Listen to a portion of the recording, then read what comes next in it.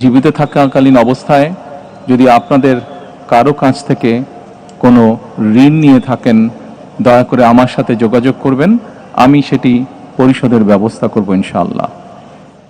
একই সাথে উনি জীবিত থাকাকালীন অবস্থায় ওনার কোনো ব্যবহারে, ওনার কোনো কথায় যদি কেউ আঘাত পেয়ে থাকেন, তাহলে মরহুমার পক্ষ থেকে আমি আপনাদের কাছে ক্ষমা প্রার্থী। দোয়া করবেন আল্লাহ তাআলা যাতে ওনাকে বেহেশত দান করেন।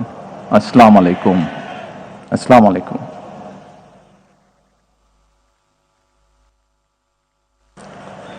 দেশনেত্রী বেগম খালেদা জিয়াকে ভালোবেসে শ্রদ্ধা করে যারা তার জানাজায় শামিল হয়েছেন সেই লাখো ভাই বোনকে জানাই গভীর শ্রদ্ধা।